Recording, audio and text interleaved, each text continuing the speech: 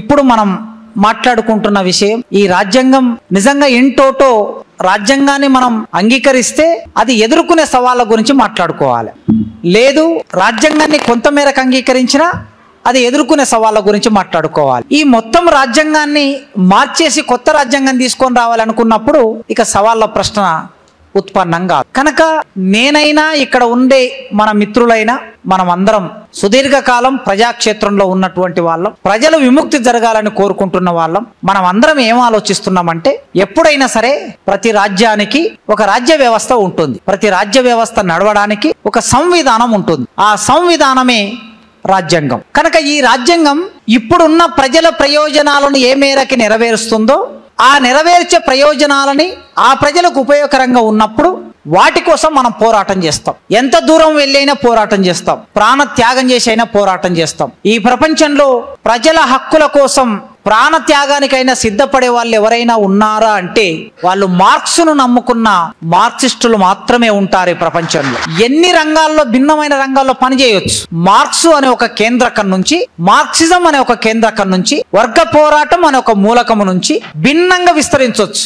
ఒకరు కుల నిర్మూలన కోసం పనిచేస్తారు, ఒకరు కుల వివక్షకు వ్యతిరేకంగా పనిచేస్తారు, ఒకరు విద్యార్థి రంగంలో పనిచేస్తారు, మరొకరు మహిళా రంగంలో పనిచేస్తారు, ఇంకొక రచయితల రంగంలో పనిచేస్తారు, ఒకరు బాల కార్మికుల్లో పనిచేస్తారు. ఎవరు ఎన్ని రంగాల్లో పనిచేసినా వీళ్ళ అంతిమ లక్ష్యం ఆయా ప్రజల హక్కులని కాపాడటం. ఆ హక్కులని కాపాడడం కోసం నిర్బంధాలు ఎదుర్కొంటారు, జైళ్ళు ఎదుర్కొంటారు, ఒక్కొక్క సందర్భంలో ప్రాణం కూడా త్యాగం చేస్తూ ఉంటారు. ఇంకెవరు ఈ పని చేసి ఉండకపోవచ్చు. అయితే నేను ఈ మాట అంటున్నానంటే మార్క్సిజంతో సంబంధం లేని వాళ్ళు చేసే త్యాగాలు పోరాటాలు అవి వృధానా అని అర్థం కాదు. వాళ్ళు కూడా పోరాటం చేస్తారు, వాళ్ళు త్యాగం చేస్తారు. అయితే కన్విక్షన్తో చేయడం వేరు, యాదృచ్ఛికంగా చేయడం వేరు. ఒక కన్విక్షన్ ఉంటుంది ఈ సమాజం కోసం. ఆ కన్విక్షన్తో చేసే అన్ని వర్గాలు వాళ్ళకు మార్క్సిజం తెలిసి చేస్తున్నారా తెలియక కూడా ఈ సమాజం ప్రగతిదాయకంగా మారాలని పోరాడే వాళ్ళు ఎందరో ఉంటారు. వాళ్ళు కూడా ఈ శిబిరంలోకే వస్తారు, ఈ ఆలోచన విధానంలోకే వస్తారు.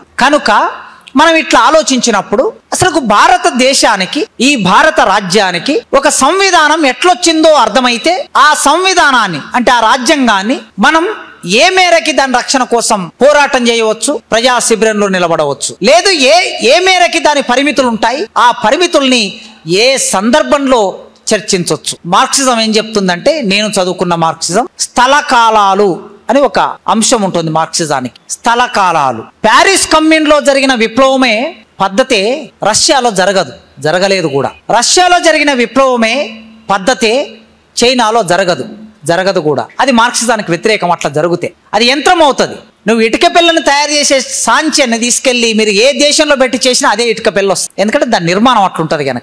మార్క్సిజం అనేది ఒక సైన్స్.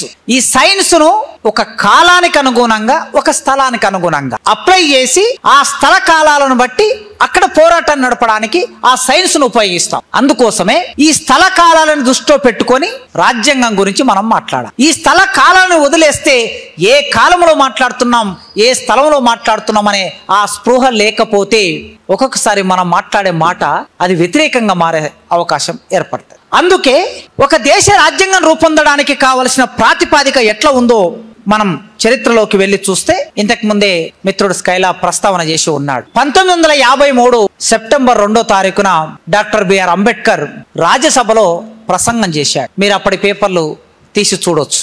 53 సెప్టెంబర్ 2వ తారీఖు ప్రసంగం చేస్తూ ఆయన ఏమన్నాడంటే, మెజారిటీగా ఉన్న వాళ్ళు బ్రిటిష్ పార్లమెంటులో అల్పసంఖ్యాక సమూహాలు మరియు కింది స్థాయి ప్రజల సెంటిమెంట్లను ఏ విధంగా తక్కువ చేస్తున్నారో బ్రిటిష్ పార్లమెంట్ లో మెజారిటీగా ఉన్న వాళ్ళు అల్పసంఖ్యాకుల ఆకాంక్షల్ని ఏ విధంగా తక్కువ చేస్తున్నారో అందరికీ తెలిసిందే.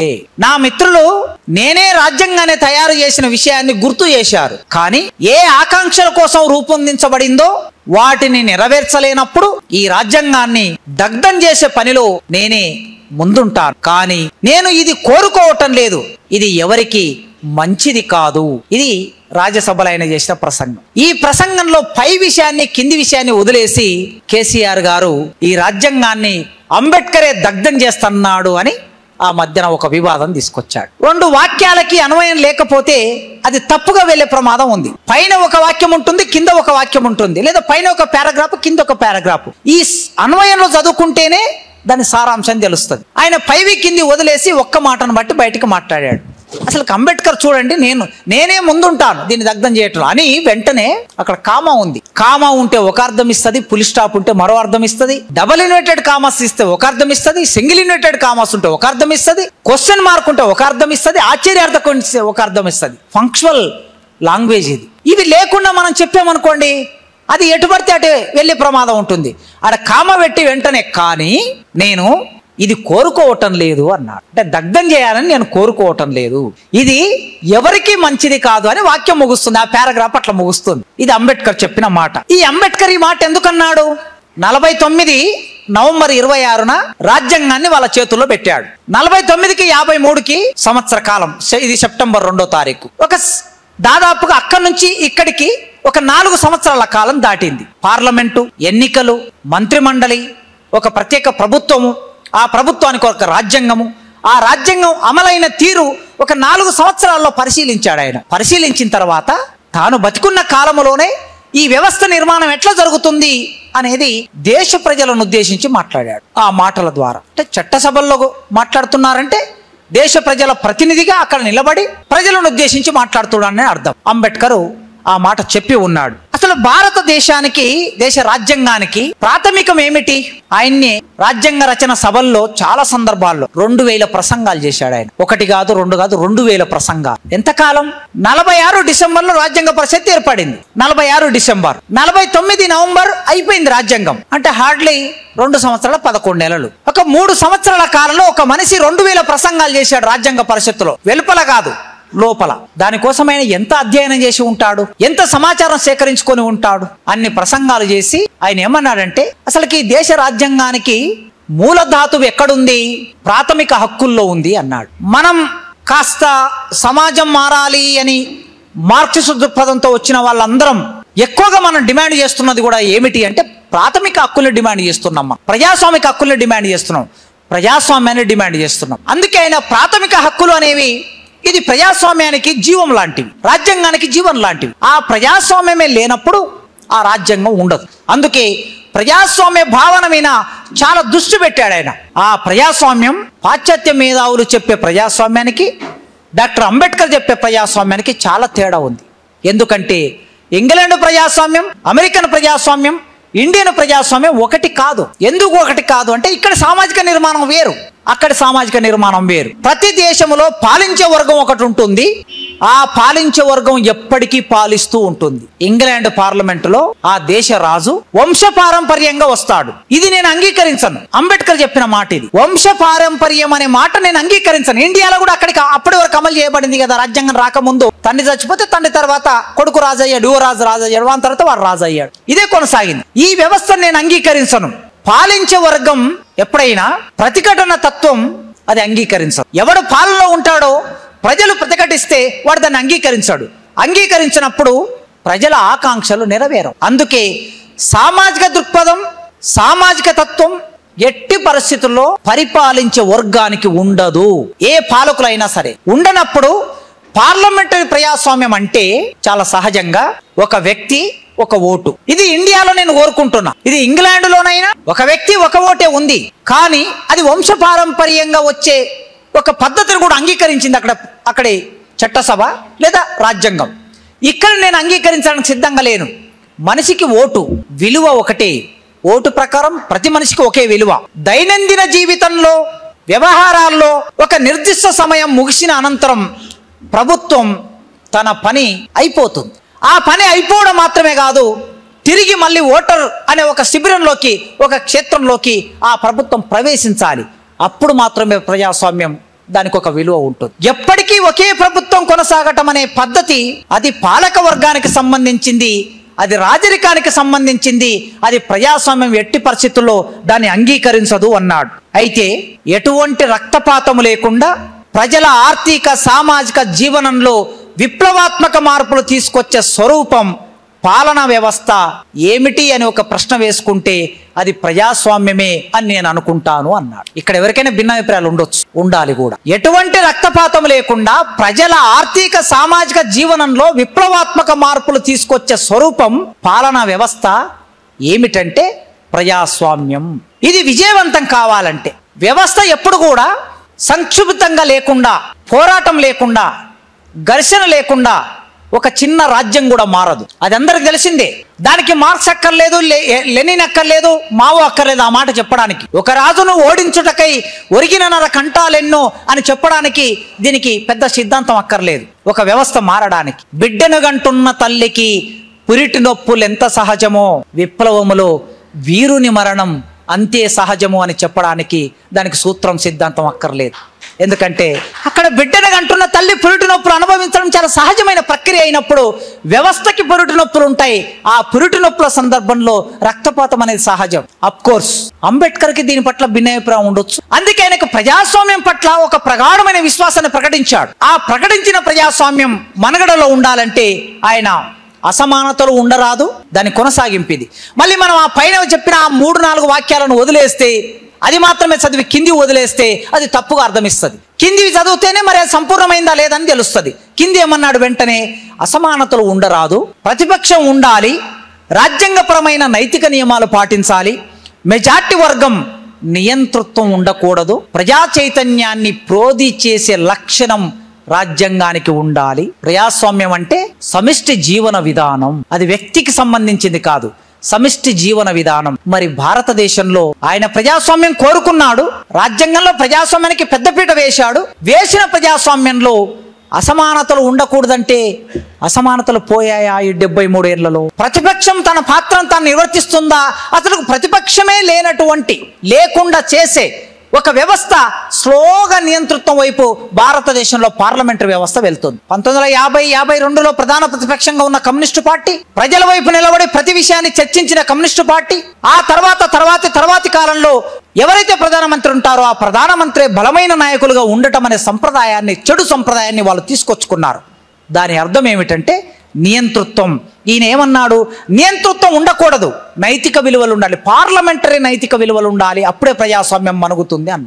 ఈ పార్లమెంటరీ నైతిక విలువలు ఉన్నాయా? పార్లమెంటు లోపల చర్చ జరుగుతుందా? అసెంబ్లీ లోపల చర్చ జరుగుతుందా? అసలు చట్టసభలు ప్రజలని ప్రతిబింబిస్తున్నాయా? ఈ పార్లమెంటు కాకుండా ముందు జరిగిన పార్లమెంటులో చర్చ లేకుండా ప్రతిపక్షాన్ని బయటికి నెట్టేసి ఎన్ని బిల్లులు బయటకు వచ్చాయో మన కార్మిక సంఘాల వాళ్ళు చెప్తుంటా. ఎన్ని బిల్లులు వచ్చాయి ఒక్క చర్చ లేకుండా అధికార పక్షమే నిర్ణయం తీసుకున్నది. అంటే దీని అర్థం ఏమిటి? అంబేద్కర్ చెప్పిన ప్రజాస్వామ్యం అమలు కావటం లేదు, అది నియంతృత్వం వైపు ప్రయాణం చేస్తుంది. ఈ సమిష్టి జీవన విధానం, సామాజిక సంబంధాల్లో సమిష్టి జీవన విధానం, పేదరికం పోవటం, నిరుద్యోగం పోవటం, కుల వివక్ష పోవటం, ఇవన్నీ ప్రజాస్వామ్యానికి నిలువుటద్దాలు.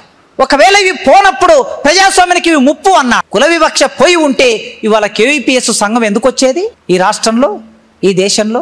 ఆర్థిక అసమానతలు పోయి ఉంటే ఇవాళ ఇన్ని పోరాటాలు మనం ప్రజాక్షేత్రంలో నిలబడి ఎందుకు ఇంతమంది త్యాగం చేస్తూ ఇంతమంది మన సమయాలు ఈ సమాజం కోసం వెచ్చిస్తున్నాం? అంటే ఆయన పైన చెప్పిన ఎటువంటి రక్తపాతం లేకుండా ప్రజల ఆర్థిక సామాజిక జీవనంలో విప్లవాత్మక మార్పులు తీసుకొచ్చేది ప్రజాస్వామ్యం అని ఆయన చెప్పిన మాట కొనసాగింపులు, చెప్పిన విషయాలు మనం అన్వయం చేసుకొని చూసినప్పుడు ఇవి అమలు కాలేదు గనక ఇన్ని పోరాటాలు జరుగుతూ ఉన్నాయి. ప్రజాస్వామ్యంలో వర్గతత్వానికి చోటు ఉండకూడదు అన్నాడు. పార్లమెంటరీ ప్రజాస్వామ్యంలో ఈ రాజ్యాంగంలో చెప్పింది వర్గతత్వానికి చోటు ఉండకూడదు. కానీ వాళ్ళ వర్గమే, దోపిడి వర్గమే రోజు రోజుకు పెరుగుతుంది. మీరు ఒక 3-4 రోజుల కిందట ఈనాడు పేపర్ చూసి ఉంటే ఎడిటోరియల్ పేజీలో ఒక ఆయన మంచి వ్యాసం రాశాడు. మనం 1997లో వాజ్పేయి ప్రధానమంత్రిగా ఉన్నప్పుడు దేశం వెలిగిపోతుందని బాకా ఊదారు మీడియా మొత్తం. దేశం వెలిగిపోతుంది, ఆ వెలుగుల్లో మనం అందరం కాలిపోయాం అనుకోండి, మన ప్రజలు చాలా మంది కాలిపోయారు. దేశం వెలిగిపోతుందని వాళ్ళు అన్నారు. యూపీఏ గవర్నమెంట్ వచ్చింది, ఆ తర్వాత వాళ్ళు ఏమన్నారు, దేశం అభివృద్ధి చెందుతుంది అన్నాడు. ఇప్పుడు ఈయన వచ్చాడు, ప్రపంచంలో 3వ ఆర్థిక వ్యవస్థగా భారతదేశం ఎదుగుతుంది, 2035 నాటికి భారతదేశం ప్రపంచంలో మొదటి నెంబర్ 1 ఆర్థిక వ్యవస్థ అవుతుంది అని ఈయన బాగా ఊదుతున్నాడు. 10 ఏళ్ల నుంచి ఊదుతున్నాడు. ఓ నా ప్రియమైన భారతదేశమా, తల్లివి తండ్రివి దైవానివి నీవేనమ్మా, ప్రపంచ విపణిలో నీ అంగాంగము తాకట్టు పెట్టబడిన తల్లి, ప్రపంచ విపణిలో అంగాంగము తాకట్టు పెట్టబడిన తల్లి, నీ గుమ్మి కింద ఎలుకలు పందికొక్కులు, నీ గుమ్మి కింద ఎలుకలు పందికొక్కులు, పండించిన ధాన్యాన్ని తింటున్న దేశమమ్మా. ఎండిపోయిన స్తన్యం కోసం, ఎండిపోయిన నీ స్తన్యం కోసం నీ బిడ్డలు ఎగబడుతున్నారమ్మా. వందే మాతరం, వందే మాతరం. చెరబండరాజు 1970లో చెరబండరాజు రాశాడు. ఆయన వ్యాసంలో నేను చాలా ఆశ్చర్యపోయాను. నిజానికి నేను కూడా ఆ లెక్కను సరిగ్గా ఎక్కడ చూడలే. ఆయన చాలా లాజిక్ గా ఏం చెప్పాడంటే, 3వ అతిపెద్ద ఆర్థిక వ్యవస్థ అంటున్నారండి మీరు. కేంద్ర ప్రభుత్వం 80 కోట్ల మందికి ఆహార ధాన్యాలు పంపిణీ చేస్తుంది అని మీ ప్రభుత్వం చెప్తున్నది. 80 కోట్ల మంది ప్రజలకు ఆహార ధాన్యాలు పంపిణీ చేసే దేశము 3వ ఆర్థిక వ్యవస్థ అంటే దీని అర్థం ఏమిటండి అని రాశాడు ఆయన. 135 కోట్ల జనాభా నీవు చెప్పిన లెక్కల ప్రకారం అయితే 80 కోట్ల జనాభాకి నీవు ఇస్తున్నావు కదా white ration card. Below poverty line 37 కోట్లు. బిలో పావర్టీ లైన్, దారిద్ర రేఖకు దిగుగా, అంటే మినిమం నీడ్స్, షెల్టర్, క్లాత్ లేనటువంటి, ఫుడ్ లేనటువంటి ప్రజలు వీళ్ళు. అంటే 3 పూటలు నోట్లోకి అన్నం ముద్ద వెళ్ళని ప్రజలు 37 కోట్ల మంది ఈ దేశంలో. 80 కోట్ల మందికి నీవే సప్లై చేస్తున్నావు. మరి ఇంత పేదరికం ఉన్నప్పుడు ఎక్కడి నుంచి ఇది 3వ ఆర్థిక వ్యవస్థ అవుతుంది? కనుక ఈయన చెప్పినటువంటి వర్గం, ధనిక వర్గం రోజు రోజుకి పెరిగిపోతుంది. ఆయన ప్రజాస్వామ్యాన్ని ఏమనుకున్నాడు? ఈ ప్రజాస్వామ్యం అనేది ఏం చేయాలి? న్యూట్రల్ చేయాలి. ధనిక వర్గం పెరిగిపోకుండా సంపద అంతా, ఇంతకుముందు స్కైలాబ్ చెప్పినట్లు సంపద అంతా సమానంగా పంపిణీ చేస్తూ ఉండాలి, సామాజిక సంపన్నగా మారిపోతూ ఉండాలి అన్నాడు ఆయన. కానీ మారిపోయిందా? మారిపోలే. ధనిక వర్గం, దోపిడీ వర్గం రోజు రోజుకి కేంద్రీకృతం అవుతున్నది, పెరుగుతున్నది. అందుకే ఈ వర్గతత్వం ఏం కలిగి ఉంటుంది?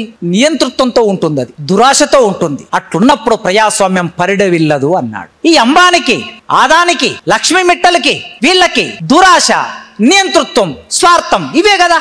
2000 సంవత్సర కాలంలో ఏదో ఓడలకు సంబంధించి గుజరాత్ రాష్ట్రంలో చిన్న చిన్న వస్తువుల్ని సప్లై చేసి వ్యాపారం చేసుకునే ఈ ఆదాని ఇప్పుడు మన దేశ ప్రధానమంత్రి గారు అక్కడ ముఖ్యమంత్రిగా ఉన్న రోజుల్లో ఆయన మిత్రుడిగా చిన్న కాంట్రాక్ట్ తీసుకున్నాడు అంతే. ఏమి కాంట్రాక్ట్ అది? విదేశాల నుంచి ఓడలు వస్తాయి, అక్కడ ఉంటాయి. ఇక్కడున్న సరుకులు, ఇక్కడ నుంచి వెళ్ళే సరుకుల్ని అందులో నింపాలి, అవి వెళ్ళిపోతాయి. ఈ నింపినందుకు వచ్చేటటువంటి మన అమాలీలు ఉంటారు కదా, లోడ్ వస్తుంది, లోడ్ ఎక్కిస్తారు, మళ్ళీ లోడ్ దింపుతారు. అమాలి పని చేసినటువంటి ఆదాని ఎప్పుడు ఇది? 2000 సంవత్సరం. మరి ఈయన 2022 వచ్చే నాటికి ఈయన ఆదాయం ఎంత? ఇప్పుడు స్కైలాబ్ చెప్పాడు కదా, ప్రపంచంలో 2-3 స్థానాల్లోకి వచ్చాడు. ఇండియాలో నెంబర్ 1 స్థానానికి వచ్చాడు. ఇండియాలో నెంబర్ 1 స్థానానికి ఎట్లా వచ్చాడు? ఎన్ని సంవత్సరాలు ఇది?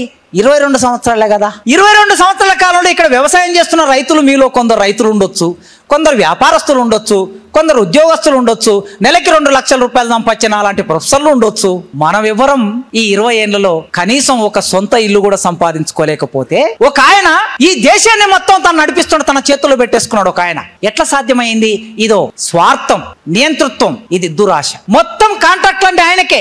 ఇంకా ఈ వేదిక మీద నుంచి చెప్పొచ్చో చెప్పకూడదో చెప్పడం, ఇది మళ్ళీ నేను ఇట్లా చెప్పిన అనుకోండి, మళ్ళీ ఇప్పుడు ఆ సోషల్ మీడియాలో విపరీతంగా ప్రచారం అవుతుంది. ఆయన చేసే వ్యాపారం ఒకటి ఉన్నది, యువతరాన్ని నాశనం పట్టించే వ్యాపారం ఒకటి ఉన్నది. ఆ వ్యాపారానికి ఇక్కడ ఉన్నటువంటి ముఖ్యమంత్రులు, ముఖ్యమంత్రుల కొడుకులు అందరు భాగస్వాములు ఉన్నారు అన్ని రాష్ట్రాల్లో. ఈ స్థితిలో ఇంత ధనవంతుడు అయిపోయాడు. మరి అంబేద్కర్ కోరుకున్న ప్రజాస్వామ్యం ఎట్లా నెరవేరుతుంది? ఎట్లా పరిడవిల్లుతుంది? ప్రజాస్వామ్యం పౌరులందరికీ విశ్రాంతితో కూడిన సాంస్కృతిక జీవితాన్ని ఇవ్వాలి అని అంబేద్కర్ చెప్తే, విశ్రాంతితో కూడిన సాంస్కృతిక జీవితం లేదు ఇక్కడ. ప్రజల సంస్కృతిని ధ్వంసం చేసే జీవితం కొనసాగుతున్నది. మన తిండి మీద దాడి, మన బట్ట మీద దాడి, మన ఆలోచన మీద దాడి, మన సామూహికమైన పండుగల మీద దాడి, మన సంస్కృతి మీద దాడి. ఏక సంస్కృతి అంటే నియంతృత్వం అనే భావన వైపు దేశాన్ని నెట్టేస్తున్నారు, బలవంతంగా రూపొందిస్తున్నారు. అట్లాంటి చోట ప్రజాస్వామ్యం ఉంటుందా? ఇన్ని రకాలుగా చెప్పిన ఆయన వివిధ రంగాలలో సంఘాలు ఏర్పాటు చేసుకునే స్వేచ్ఛ, వారి సామాజిక నిర్మాణాల్లో సమస్యల్ని బహిరంగంగా ప్రకటించే అవకాశం, హక్కు ప్రతి మనిషికి కల్పించాలి. రాజ్యాంగపరమైన ప్రభుత్వం లేకుండా స్వేచ్ఛ లేదు. ఒక రాజ్యాంగం ఉండాలి, ప్రభుత్వం యొక్క రూపం కాదు, అది సామాజిక సంస్థ రూపము అన్నాడు. అది ప్రభుత్వ రూపం కాదు. ప్రభుత్వం ఏదో మనకు ప్రజాస్వామ్యాన్ని ఇస్తుంది అని కాదు, సామాజిక నిర్మాణము ఒక రూపంగా వ్యక్తమైతే అది ప్రజాస్వామ్యం అన్నాడు. ఇవాళ నిజానికి స్థితి ఉందా? చట్టాలు రూపొందిస్తున్న చట్టాలు మనిషి కోసం మనిషి రూపొందించినవి, ఒక మనిషి కోసం మరో మనిషి రూపొందించినవి. ఈ చట్టాలు మనిషిని రూపొందిస్తాయా? చట్టం అనేది మనిషి కోసం కదా. నువ్వు ఏ చట్టం అన్నా తీసుకురా, నువ్వు కార్మిక చట్టం తీసుకొస్తే కార్మికుల కోసం తేవాలి కదా. ఇప్పుడు ఇవన్నీ రాజ్యాంగానికి అతిపెద్ద సవాళ్ళు. హైదరాబాద్లో పెద్ద పెద్ద 14 అంతస్తులు, 70 అంతస్తులు, 100 అంతస్తులు, 114 అంతస్తులు, మీరు జూబ్లీహిల్స్ దాటి అవతలికి పోతే అసలుకి ఎప్పుడైనా మీరు రాత్రిపూట వెళ్ళండి, 6-7 గంటల సమయం తర్వాత వెళ్ళండి, హైదరాబాద్లోనే ఉన్నామా, మనం అమెరికాలో ఉన్నామా అని ఒక భ్రమ కలుగుతుంది. ఆ దగల్ మని మెరిచేటటువంటి జగల్ మని మెరిచేటటువంటి ఆ భవంతులలో ఎవడుంటున్నాడు, ఏం జరుగుతుంది మనకేం అర్థం కాదు. ఒక కొత్త ప్రపంచ నిర్మాణం అవుతుంది. అందులో కార్మిక చట్టాలు లేవు, కార్మిక హక్కులు లేవు. వాడు పొద్దున పోతే ఏ రాత్రి వరకు పనిచేయాలనో ఎవడు ప్రశ్నించేవాడు లేడు. నిజానికి మన కార్మిక సంఘాలు మనం ఇక్కడికే పరిమితమై ఉన్నాం. అక్కడి వరకు విస్తరిస్తే మనం నిర్మాణం చేసుకున్న రూపొందించుకున్న విజన్లో కార్మిక సంఘాలు కార్మికులు వేరు, ఇప్పుడు రూపొందుతున్న కార్మికులు వేరు. అందుకే చట్టం అనేది ఎవడు తీసుకొచ్చినా ఆ చట్టం మనిషి కోసం ఉండాలి తప్ప ఈ మనిషిని ధ్వంసం చేసే చట్టం ఉండకూడదు. అట్లున్నప్పుడు ప్రజాస్వామ్యం నడవదు. ఇవన్నీ చెప్పి ఇంకో మాట అన్నాడు ఆయన. సామాజిక వ్యవస్థకి సంబంధించి స్థాయిల వారీగా అసమానత్వం ఉంటుంది. ఒకరు పై కులం, ఒకరు కింది కులం, ఒకరు మధ్యస్థ కులం, ఒకరు అతి శూద్రులు, ఒకరు శూద్రులు, ఇంకొకరు బ్రాహ్మణులు, వైశ్యులు, క్షత్రియులు, ఇట్లా నిర్మాణమై ఉంటుంది. ఈ సామాజిక అసమానత్వం ఉంటుంది. సామాజిక ఆర్థిక జీవనాల్లో మాత్రం అసమానత్వం ఇట్లా వరుసగా కొనసాగుతూనే ఉంటుంది. ఈ వైరుధ్యాన్ని వీలైనంత త్వరగా అంతమొందించాలి. లేని పక్షంలో అసమానత్వం వల్ల బాధపడేవారు, ఈ వైరుధ్యం పరిష్కరించబడకపోతే అసమానత్వం వలన బాధపడేవారు రాజకీయ ప్రజాస్వామ్య వ్యవస్థనే విచ్ఛిన్నం చేసే ప్రమాదం ఉంది. అది వర్గ పోరాటానికి దారితీస్తుంది అన్నాడు. ఇది 1950 జనవరిలో చెప్పిన మాట. అది 53 నేను మొదట చెప్పిన 53 సెప్టెంబర్లో చెప్పిన మాట. ఇది అంతకన్నా ముందు చెప్పిన మాట.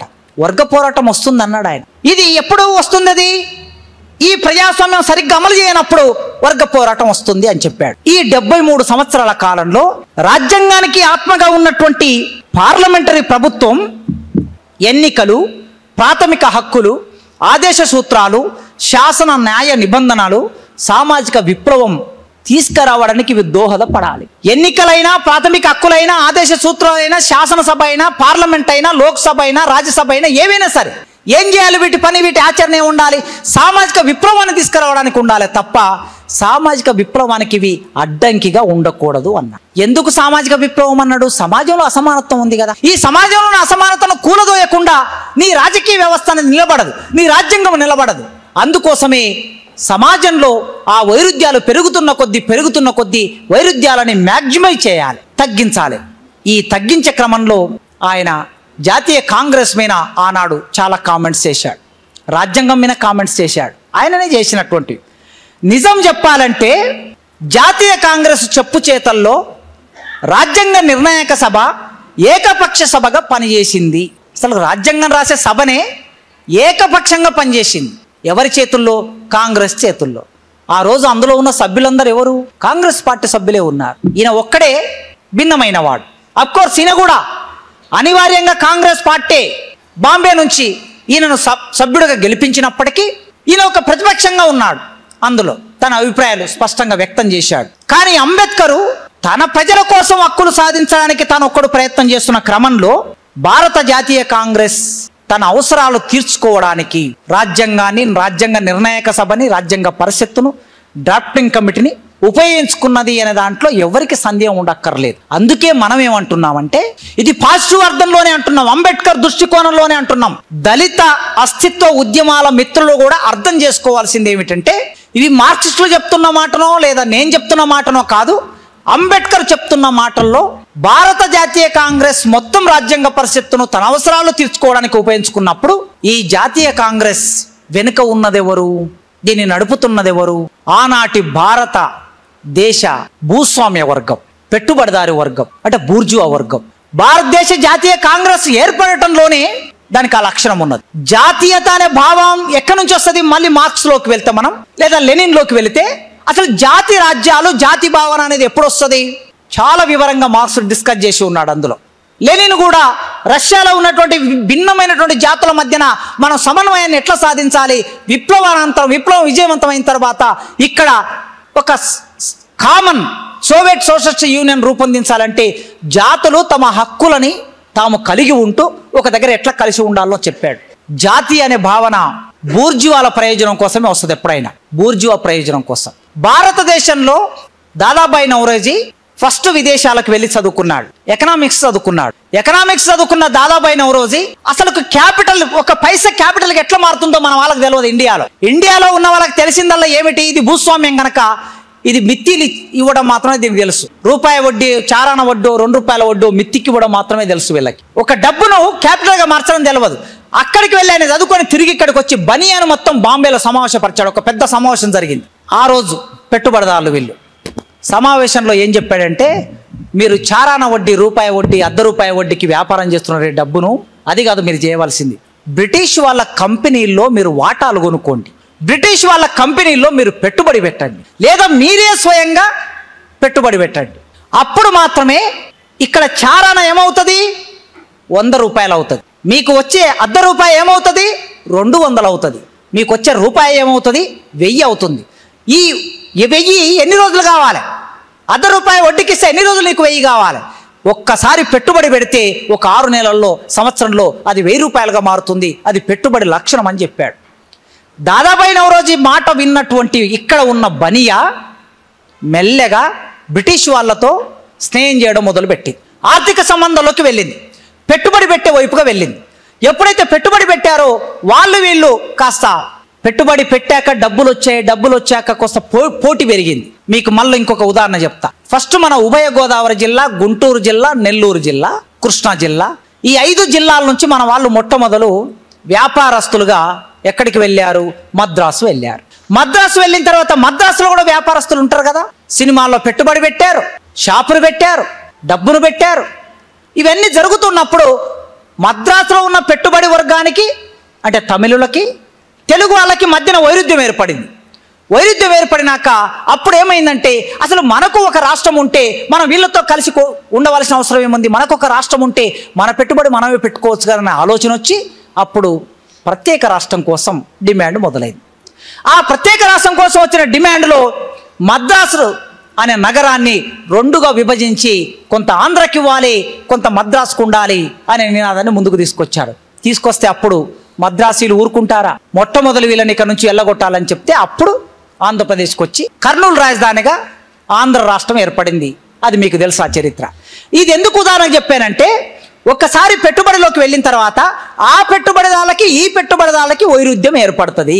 బ్రిటిష్ పెట్టుబడిదారులకి ఇండియన్ పెట్టుబడిదారులకి వైరుధ్యం ఏర్పడింది. ఏర్పడినప్పుడు మన వాళ్ళు ఏం కోరుకున్నారు, ఇంత పెద్ద భారతదేశంలో ఇన్ని రకాల వనరులు ఉన్నప్పుడు ఈ వనరులన్నిటిని మనమే దోపిడీ చేసుకోవచ్చు కదా, వీళ్ళెందుకు, బ్రిటిష్ వాళ్ళకెందుకు, బ్రిటిష్ వాళ్ళ దగ్గర మనం చిన్న కాంట్రాక్ట్ తీసుకోవడం ఎందుకు, మనమే పెద్ద కాంట్రాక్ట్గా మారిపోతే అయిపోతుంది కదా. వైరుధ్యం ఎప్పుడైతే వచ్చిందో అప్పుడు బ్రిటిష్ ప్రభుత్వానికి వ్యతిరేకంగా పోరాడే ఒక సంఘం అవసరం వచ్చింది. ఆ సంఘం నుంచే జాతీయ భావన అనేది వచ్చింది. ఆ జాతీయ భావన నుంచే 1885లో భారత జాతీయ కాంగ్రెస్ ఏర్పడింది. అంటే భారత జాతీయ అనేటటువంటి పేరు ఎట్లా ఉందో చూడండి, నేషనల్ కాంగ్రెస్ అనేది అట్లా వచ్చింది. సరే, దాని వెనుక మళ్ళీ బ్రిటిష్ వాళ్ళు ఏ విధంగా సాయం చేశారనేది ఇంకో చరిత్ర. ఆ భారత జాతీయ కాంగ్రెస్ను మొదటి నుంచి చివరి వరకు నడిపినటువంటి వాళ్ళు ఎవరంటే భారతదేశంలో ఉన్న పెట్టుబడిదారి వర్గం. మళ్ళీ ఇక్కడ అంబేద్కర్ దగ్గరికి వద్దాం. జాతీయ కాంగ్రెస్ను పెట్టుబడిదారి వర్గం నడిపించినప్పుడు భారత రాజ్యాంగ రచన మొత్తం జాతీయ కాంగ్రెస్ చెప్పు చేతుల్లో నడుస్తున్నప్పుడు, మరి భారత జాతీయ కాంగ్రెస్ చెప్పు చేతుల్లో ఉన్న రాజ్యాంగం రాస్తున్నప్పుడు అది ఎవరి కోసం రాయబడుతుంది? చాలా సహజంగా ఈ దేశ పెట్టుబడిదారి వర్గం కోసం రాయబడుతుంది, ఈ దేశ భూస్వాముల కోసం రాయబడుతుంది. ఇంకేం ఇంత లేదు. దీని యొక్క పెద్ద పెద్ద సూత్రాలు పెట్టి, సిద్ధాంతం పెట్టి ఇటులాగి అటులాగి చెప్పాల్సిన అవసరం లేదు, సింపుల్గా అర్థమవుతుంది. మరి అంబేద్కర్ అయినను అంబేద్కర్ అందులో ఉండి ఏం రాశాడు? ఒకవేళ అంబేద్కర్ అక్కడ లేకుండా ఉంటే ఏం జరిగేది మీరు ఒకసారి ఆలోచించారు. రాజ్యాంగ పరిషత్తులో అంబేద్కర్ లేకపోతే కులం విషయంలో, మతం విషయంలో, సంస్కృతి విషయంలో, విద్య విషయంలో, ప్రాథమిక హక్కుల విషయంలో ఇవాళ మనం మాట్లాడుతున్న హక్కు ఒక్కటంటే ఒకటి ఉండేది కాదు. ఈ భారతదేశ రాజ్యాంగం అంతా ఇంగ్లాండ్ రాజ్యాంగంలో ఎట్లయితే ఒక రాజరిక వ్యవస్థ ముందుకొచ్చిందో అట్లాంటి రాజరిక వ్యవస్థతో భారత రాజ్యాంగం నిర్మాణం అయి ఉండేది. ఎన్ని పరిమితులున్నా ఆ పరిమితుల్లో ప్రజలకు కావలసిన హక్కులని ఆయన ఇందులోకి తీసుకొచ్చాడు. ఇందులో తీసుకొచ్చాక ఇవాళ మనం ఎదుర్కొంటున్నటువంటి ప్రధానమైన సమస్య మన శక్తి సామర్థ్యాలు, స్వేచ్ఛ వినియోగించుకోవడానికి కావలసిన ఒక ప్రాతిపాదిక భారత రాజ్యాంగం మనకిచ్చింది. నిరంకుశత్వం పోవాలన్నది, పక్షపాతం పోవాలన్నది, రాజ్యం చర్యల నుంచి కొద్ది మంది ప్రజలను కాపాడడం కోసం రాజ్యాంగం పనిచేయాలి అని చెప్పాడు. రాజ్యం చర్యలు అన్నాడు, వ్యక్తుల చర్యలు కాదు, అగ్రకులాల చర్యలు, ఒక సమూహం చర్యలు అని చెప్పలే. రాజ్యం చర్యల నుంచి కాపాడడానికి ఈ రాజ్యాంగం పనిచేయాలి. వ్యక్తులను, అల్పసంఖ్యాక వర్గాలను రక్షించడానికి ఈ రాజ్యాంగం ఉపయోగపడాలి. 17వ అధికరణం అంటరానితనాన్ని నిషేధించాలి. 15 దుకాణాలలో, భోజనాలలో, నీటి బావుల్లో, రహదారుల్లో, ఇతర బహిరంగ స్థలాలలో అన్నిటిలలో మతం, జాతి, కులం, లింగం, పుట్టుకతో సంబంధం లేకుండా స్వేచ్ఛగా మనుషులందరూ సంచరించాలి. అధికరణం 23 ప్రకారం వెట్టి చాకిరీ నిషేధించబడాలి. ఇవి ఆయన చెప్పిన మాటలు. ఈ దేశం సమానంగా ఉన్నదా? రాజ్యాంగానికి ముందు భారతదేశం, రాజ్యాంగం తర్వాత భారతదేశం. రాజ్యాంగానికి ముందు భారతదేశం ఏమిటి? గుడిలోకి, బడిలోకి కొన్ని వర్గాలకి నిషేధం ఉన్నది. ఓటక్కు కొన్ని వర్గాలకు మాత్రమే ఉన్నది. ఈ ఓటక్కు ఆనాడు భారత రాజ్యాంగం రాయకన్నా ముందు రాజ్యాంగ పరిస్థితుల్లో చర్చ కూడా వచ్చింది. ఓటక్కు ఎవరికి ఇవ్వాలి? చాలా విస్తృతమైన చర్చ జరిగింది. ఓటు ఎవరి చేతిలోకి వస్తే వాళ్ళ చేతిలోకి ఇస్తే ఎట్లా ఉపయోగిస్తారు ఓటును? అమాయకులైన ప్రజలు, భారతదేశంలో నిరక్షరాస్యులైన ప్రజలు వాళ్ళకి ఓటక్కిస్తే వాళ్ళు కొన్ని ప్రభావాలకి గురై ఎవరికి పడితే వాళ్ళకు ఓటేస్తారు. గనక డిగ్రీ చదువుకున్న వాళ్ళకు మాత్రమే ఓటక్కు ఉండాలి అని ఒక చర్చ రాజ్యాంగ పరిస్థితులకు వచ్చింది. ఇంకో చర్చ ఏమొచ్చింది? పన్నులు కట్టే వాళ్ళకు మాత్రమే ఓటక్కు ఇవ్వాలి అనే చర్చ వచ్చింది. మరో చర్చ ఏమొచ్చింది? సంస్థానాధీశులు ఉన్నారు కదా దేశంలో, రాజులు, వాళ్లకు మాత్రమే ఓటక్కు ఇవ్వాలని ఇంకో చర్చ వచ్చింది. ఇవన్నీ వచ్చినప్పుడు అంబేద్కర్ చాలా జాగ్రత్తగా మీ లెక్క ప్రకారం మీరు చెప్తున్న ఏవైతే పారామీటర్స్ ఉన్నాయో ఈ పారామీటర్లో డిగ్రీ చదువుకున్న వాళ్ళు, పన్ను కట్టే వాళ్ళు, భూస్వాములు, సంస్థానాధీశులు, ఇందులో ఎంతమంది ఉంటారు? ఈ వర్గాల్లో 10% ఉంటారు. అంటే మరి 10%కే మీరు ఓటక్కు ఇవ్వాలంటే 90% మంది ప్రజలు నీ పార్లమెంటరీ వ్యవస్థలో, ఎన్నిక పద్ధతిలో నిమిత్తంగా ఉండిపోతారు, నామమాత్రంగా ఉండిపోతారు. మరి వాళ్ళ ప్రమేయం లేకుండా ఈ ప్రజాస్వామ్యం పరిడవిల్లుతుందని మీరు ఎట్లా అనుకుంటారు? కనుక సామాజిక విప్లవాన్ని తీసుకురావడానికి భారత రాజ్యాంగం దోహదపడి ఆ సామాజిక విప్లవంలో భాగంగా ప్రజలని నిరంతరం చైతన్యవంతులు చేయాలి. భారత రాజ్యాంగం ప్రతి మనిషికి విద్యని ఇవ్వాలనే గ్యారంటీ ఇస్తే వాళ్ళందరూ విద్య నేర్చుకుంటే, ఆ విద్య నేర్చుకున్న వాళ్ళ వివేచనతో ఓటక్కు ఉపయోగిస్తే అప్పుడు ఈ దేశం మారుతుంది కదా అని చర్చను ముందుకు తీసుకొచ్చి సరిగ్గా అప్పుడే ఆయన ఒక ప్రతిపాదన పెట్టాడు.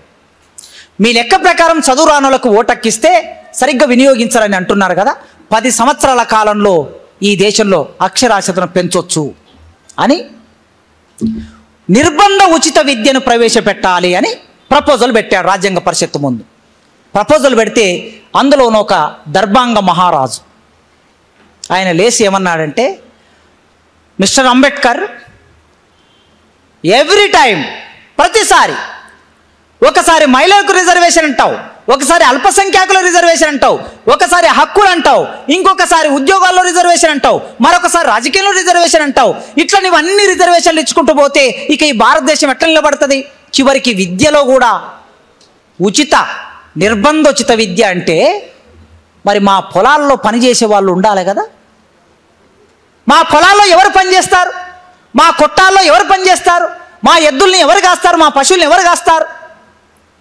ఇంత బహిరంగంగా సేవక కులాలు లేకపోతే భారతదేశం ఎట్లా నిలబడుతుంది? ఆ రోజు దర్బాంగ మహారాజు రాజ్యాంగ పరిషత్తులో మాట్లాడినంటే మనం అర్థం చేసుకోవచ్చు. సేవక కులాల గురించి ఈరోజు కూడా మాట్లాడుతున్నారు కదా మత పెద్దలు. హైదరాబాద్లో ఉన్న ఒక మత పెద్ద, చిన్నజీయర్ స్వామి అయిన మత పెద్ద, సేవక కులాలు ఉండాలని మాట్లాడుతున్నాడు ఆయన. ఆ రోజు దర్బాంగ మహారాజు అదే మాట్లాడాడు.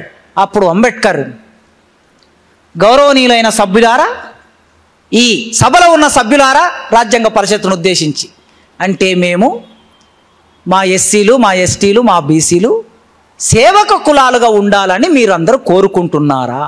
ఇదేనా భారతదేశ స్వాతంత్ర భారతదేశం? రేపు నిర్మాణం కాబోయే రాజ్యాంగం ఇట్లా నిర్మాణం చేస్తారా? కనుక ఈ దేశంలో ప్రజలు అక్షరాస్యులు కావాలంటే, విద్య అందాలంటే, చైతన్యం రావాలంటే ప్రాథమిక హక్కుల్లో నిర్బంధోచిత విద్యను చేర్చాలని అంబేద్కర్ పెడితే రాజ్యాంగ పరిషత్తులున్న మెజార్టీ సభ్యులు అంగీకరించలేదండి. అంగీకరించక దాన్ని తీసుకెళ్ళి ఎక్కడ పెట్టాడు? ఆదేశ సూత్రాల్లో పెట్టాడు. ఇన్ని సంవత్సరాల తర్వాత 2008లో ఎన్నో పోరాటాల తర్వాత విద్య అనేది ప్రాథమిక హక్కుల్లోకి వచ్చింది. ఈ విద్య అనేది ప్రాథమిక హక్కుగా అప్పుడే ఉండి ఉంటే నా తాత చదువుకొని ఉండేవాడు, నా అయ్య చదువుకొని ఉండేవాడు. అంటే నా ముందు ఒక 2-3 తరాలు చదువుకొని ఉంటే ఇవాళ నేను ఎక్కడ ఉండేవాడిని? ఈడ మీరు కూర్చున్నటువంటి మీ అందరి తాతలు చదువుకునేవాళ్ళు. ఇవ్వలేవాడు, ఇవ్వక ఇప్పుడు తీసుకొచ్చాడు ముందుకు. అందుకే అంబేద్కరు ఆ వాదన చేసి ఈ దేశంలో కులంతో, మతంతో, లింగంతో, భాషతో, ప్రాంతంతో, కలర్తో సంబంధం లేకుండా అందరికీ ఓటక్కు ఇవ్వాలి. 21 సంవత్సరాలు నిండితే చాలు అందరికీ ఓటక్కు ఉంటేనే ఈ దేశ రాజ్యాంగం సరిగ్గా అమలవునట్లు నేను పరిగణిస్తాను, ప్రజాస్వామ్యం అప్పుడే పరిడి వెళ్తుంది అని ఆయన చర్చ పెడితే అప్పుడు దానికి అంగీకరించారు.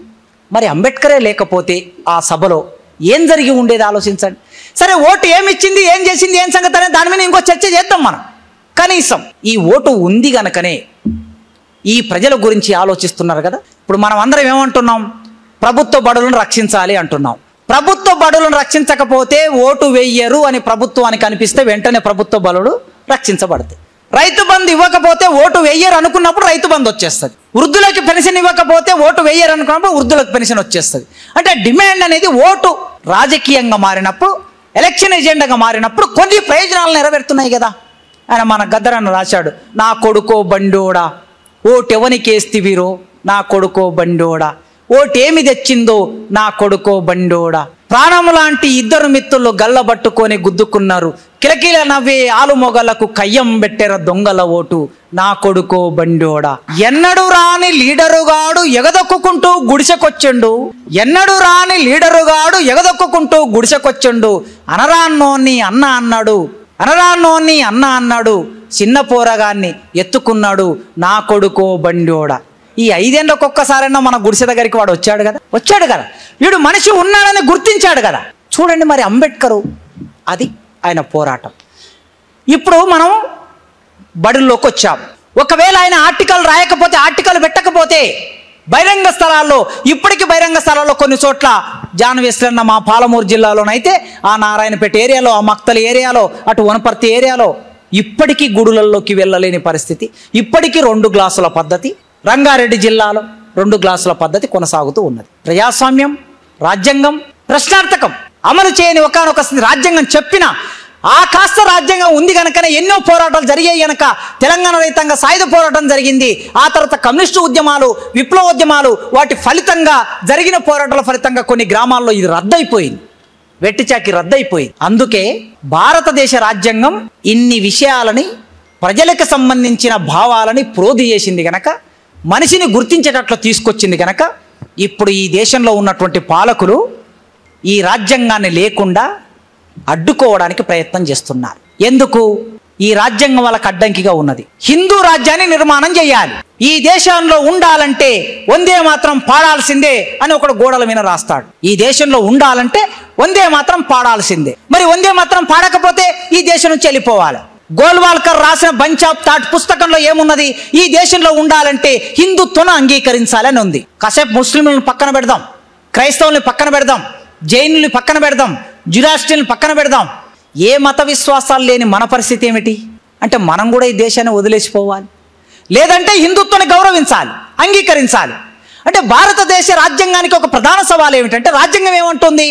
ఈ దేశం మతంతో, కులంతో సంబంధం లేకుండా, జాతి, లింగం సంబంధం లేకుండా మనుషులందరినీ సమానంగా గుర్తించాలని రాజ్యాంగం చెప్తుంటే, వాడు ఒక సవాలు ఏమి విసురుతున్నాడంటే, ఆ సవాల్ నువ్వు హిందువుగా జీవించాల్సిందే, నువ్వు మమ్మల్ని అంగీకరించవలసిందే, నువ్వు గుడిలోకి పోవాల్సిందే, నువ్వు మేం చెప్పే తిండి తినవలసిందే. నీ తిండి తింటానంటే, నీ పాట పాడతానంటే కుదరదు, నా పాటనే పాడాలి.